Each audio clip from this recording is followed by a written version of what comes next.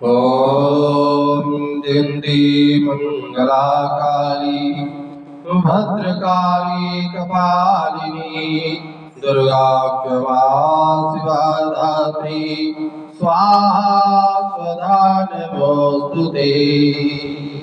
ज्यादा भूमिका प्रस्तावना न बना करके आज की कथा में आप लोगों को समझा रहे हैं। देखो कौन शुद्धि होती है, क्या अशुद्धि होती है। आजकल का प्राणी सत्संग नहीं करता, भगवान कथा नहीं सुनता, उसको ज्ञान से हीन रहता है। लेकिन भगवान की कथाओं में, पुराणों में, वेदों में सब वर्णन है। लेकिन आपको संक्षेप में बताते हैं कौन चीज शुद्ध होती है, कौन अशुद्ध होती है। ध्यान दीजिए। देखो आत्म स्त्री आत्म बालच आत्मव्रत तदैव च आत्मना सुजया सर्वे परेशान सुचीरितो।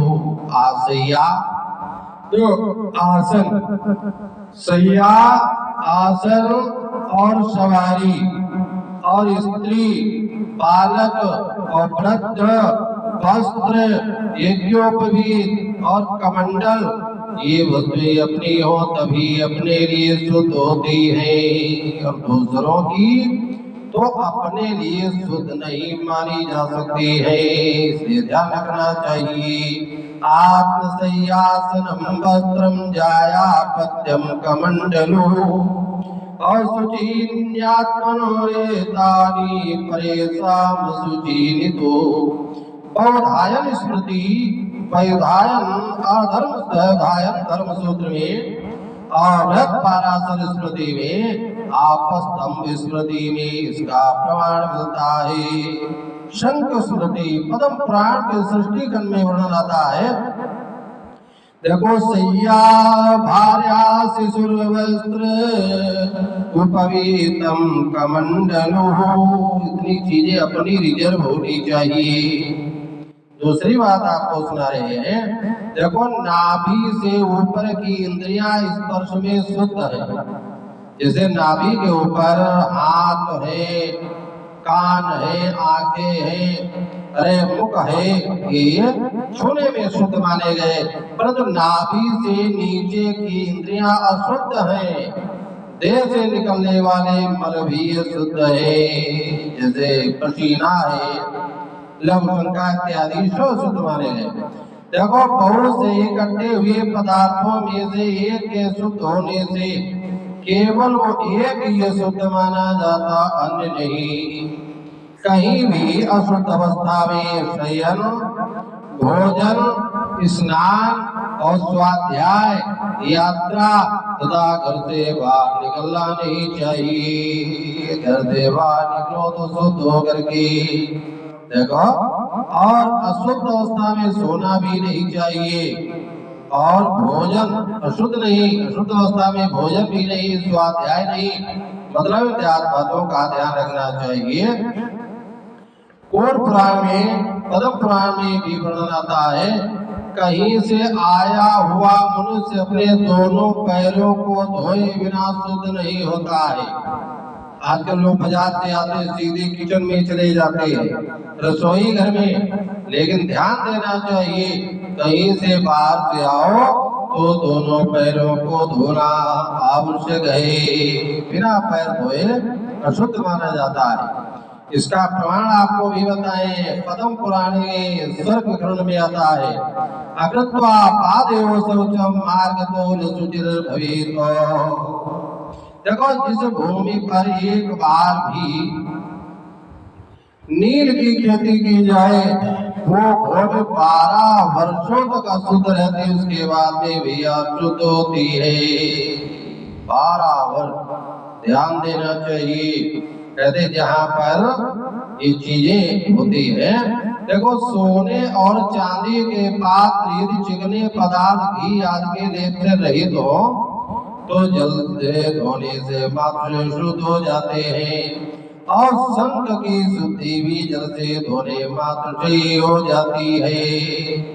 यानी घी तेल सोने चांदी में न लगाओ, केवल पानी डाल दो, शुद्ध हो गए। और शंख भगवान, ये शंखेश्वर भगवान होते हैं, यानी जल से धोने से भी अशुद्ध हो जाते हैं।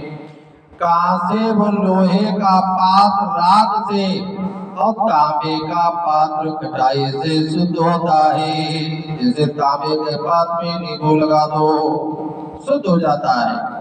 मिट्टी का पात्र पुनः पकाने से शुद्ध होता है। बहुत लोग कहते हैं महाराज जी कुंभा प्याली एक बार प्रयोग करने के बाद में वो शुद्ध हो जाते हैं, परंतु मल मूत्र मदिरा थूक रक्त आदि से स्पर्श हो जाने पर वो पुनः पकाने से भी शुद्ध नहीं होता है। मिट्टी का पात्र दोबारा नहीं प्रयोग करना चाहिए।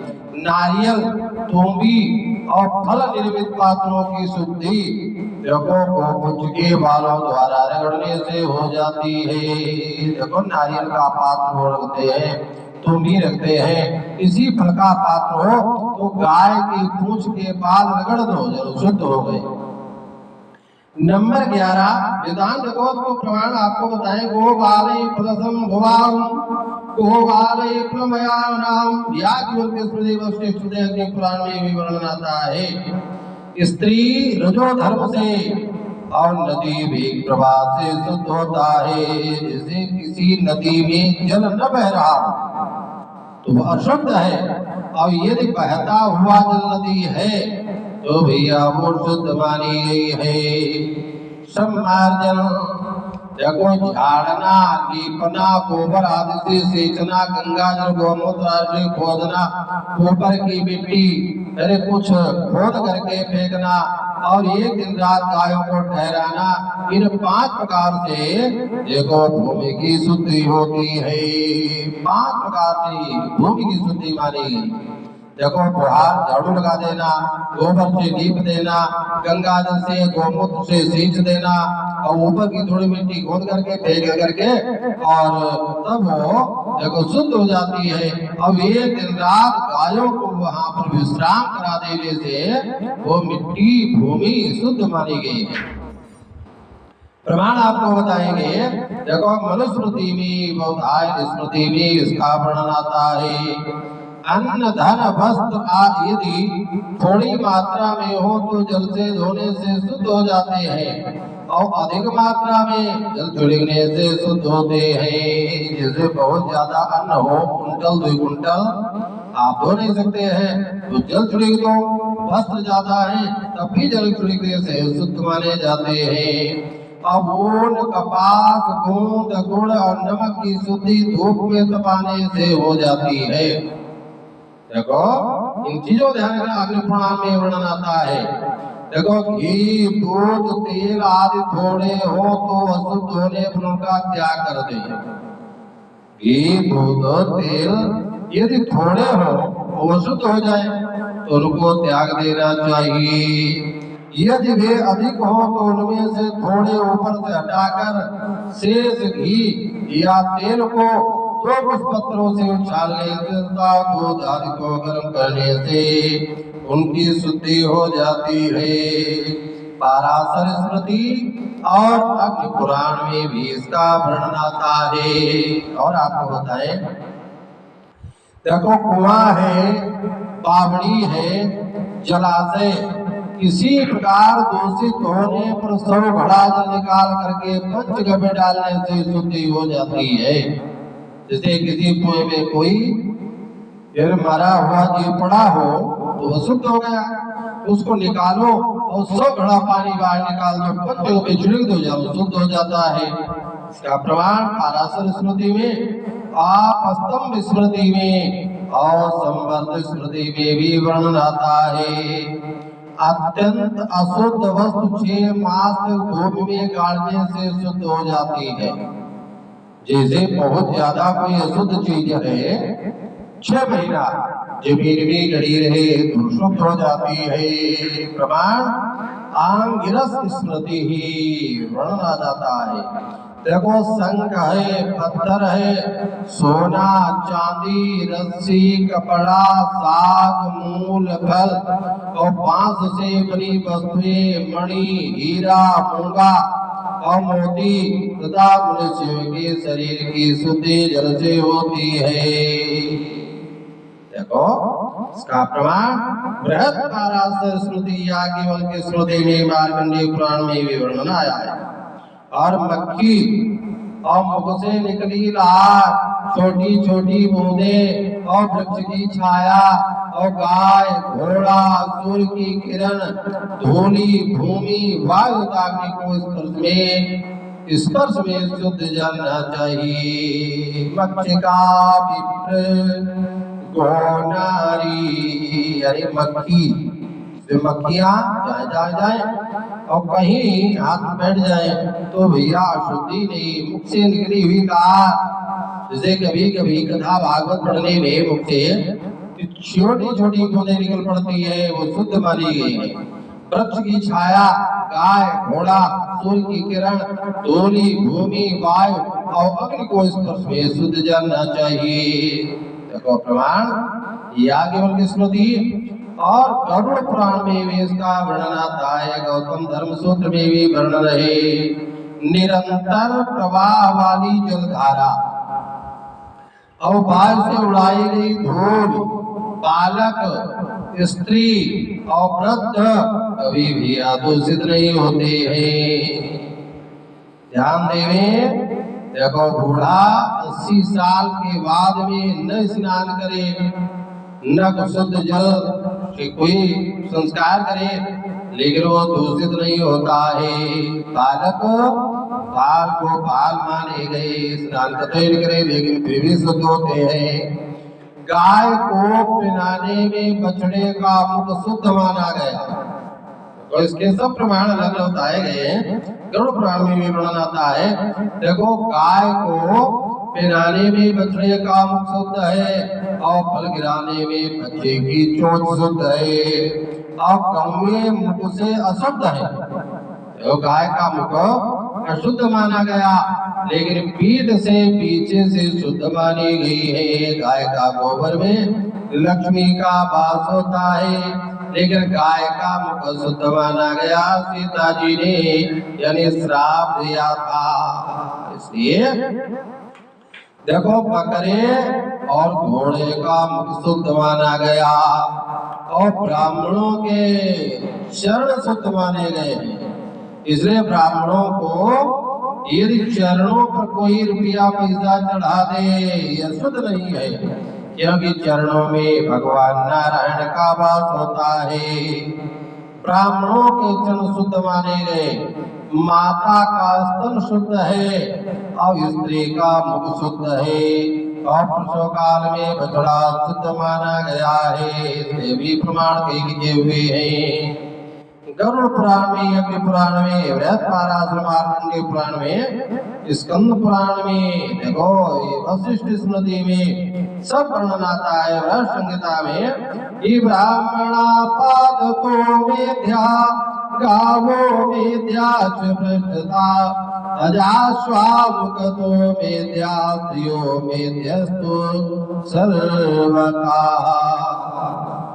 आसन, शैया, सवारी, नाव, रास्ते का कीचड़ और जल, मार्ग के तृण और पक्की ईंटों से बने स्थान, इस में सूर्य की किरणों तथा वायु के स्पर्श से शुद्ध हो जाते हैं। ध्यान देना, जैसे आप सवारी पर जा रहे हो और सवारी का पहिया किसी गंदे स्थान पर पड़ जाए, लेकिन सवारी वो शुद्ध मानी गई है। रास्ते में कहीं कीचड़ पड़ रहा हो, आपको जाना है, कीचड़ से निकल जाओ, लेकिन वो कीचड़ सूर्य भगवान की किरणों से शुद्ध माना जाता है। प्रमाण इसके पाराशर स्मृति में, याज्ञवल्क्य स्मृति में लिखा, आसनम शयनम ज्ञानम नावापति तृणानि च प्रवचंडाल परितस्पृष्टम मारुति नैव शुध्यति। बौधायन स्मृति में तो ब्रह्म पुराण में इसका प्रमाण मिलता है। और आपको बताएं, देखो कारीगर मिस्त्री का हाथ पवित्र होता है। बाजार में बेचने के लिए फैलाई हुई वस्तु भी शुद्ध मानी गई और ब्रह्मचारी को प्राप्त भिक्षा सर्वदा शुद्ध है। जैसे किसी ब्रह्मचारी को अनजान में किसी चांडाल ने भिक्षा दे दी तो ब्रह्मचारी के हाथ में आने से भिक्षा शुद्ध मानी जाती है। इसका प्रमाण आपको बताएं, बोधायन स्मृति में नित्यम शुद्धाकारवस्था पर्णेयच प्रसारितम ब्रह्मचारिगतम वैक्षम नित्यमेति स्थिता। मनुस्मृति में वर्णन आता है, विष्णु स्मृति में वर्णन आता है। कहने का मतलब देखो, श्राद्ध व्रत दान प्रतिष्ठा देव पूजन के लिए तुलसी पत्र, देखो श्राद्ध व्रत दान प्रतिष्ठा और देव पूजन के लिए तुलसी पत्र वासी होने पर भी 3 रात पवित्र रहता है। भूमि पर अथवा जल में गिरा हुआ तथा भगवान विष्णु को अर्पित तुलसी पत्र भी धो देने पर दूसरे कार्य के लिए शुद्ध माना जाता है। यानी जमीन पर गिर जाए, जल में गिर जाए तुलसी पत्र और भगवान को अर्पित किया हुआ तुलसी पत्र धो देने पर दूसरे काम में शुद्ध माना जाता है। अपवित्र स्थान में उत्पन्न हुए वृक्षों के फल पूर्ण दूषित नहीं होते हैं। जैसे गंदगी जगह कोई वृक्ष हो उसमें फल फूल वो दूषित नहीं माने जाते हैं। मशक का जल, धारा का जल, यंत्र से निकाला हुआ जल ये शुद्ध माना जाता है। खानों से निकली हुई वस्तुएं शुद्ध होती हैं और देखो मदिरा खान को छोड़ करके सब खान शुद्ध होते हैं और भुने हुए जौ और चने ये शुद्ध माने गए हैं। बाजार में खरीद लो, उनके शुद्ध थोड़ा ही है। खजूर, कपूर और भुने हुए अन्य पदार्थ ये शुद्ध माने गए हैं, तो ध्यान रखना चाहिए। देखो आपत्ति काल में शुद्ध अशुद्ध का विचार न करें, पीछे सुस्त होने पर विचार करना चाहिए। कोई आपत्ति आ जाए, आप कहीं स्नान नहीं किए हैं, कैसे हम भोजन करें, बराबर उसमें विचार करने की जरूरत नहीं है। जब तक मनुष्य में मलमूत्र का वेग रहता है तब तक वो अशुद्ध माना जाता है। ध्यान देना। देखो लकड़ी से बने पात्रों की शुद्धि छीलने से, बांस से बने पात्रों की शुद्धि गोबर से और रेशमी वस्त्रों की शुद्धि पीली सरसों के लेप से और ऊनी वस्त्रों की शुद्धि सूर्य की किरणों से होती है।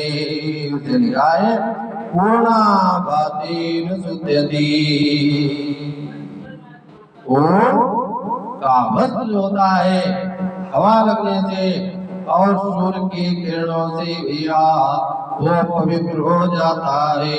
तो कहाँ तक बताया जाए, जो इन शास्त्र और पुराणों की बात को मानता है उसका नाम है मानव, और जो नहीं मानता है उसको दानव कहते हैं। क्या कहते हैं? दानव। देखो दुराचारो ही पुरुषो लोके भवति निंदिता अदुष्ट भागी च सततम व्याधितो पायुरेव च। सदाचारी होना चाहिए।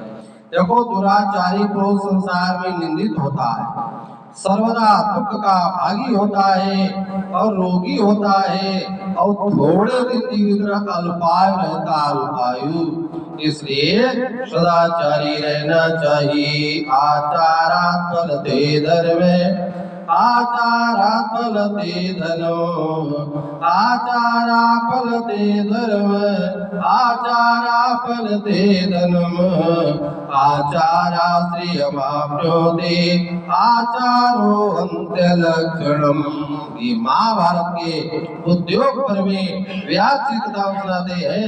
देखो सदाचारी व्यक्ति के पास में धर्म की वृद्धि होती है और सदाचारी व्यक्ति के पास में धन की वृद्धि होती है और सदाचारी व्यक्ति के पास में लक्ष्मी की वृद्धि होती है और सदाचारी व्यक्तियों के सारे दुर्गुण देखो दोष ये दूर होते रहते हैं।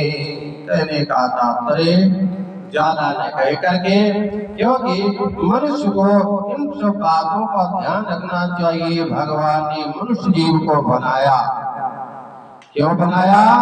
कि भगवान की प्राप्ति करे। और जो भगवान की प्राप्ति न कर पाए, जानते हो, ऐसे तो पशु भी, जग में पशु भी खाते पीते सोते मौज मनाते हैं,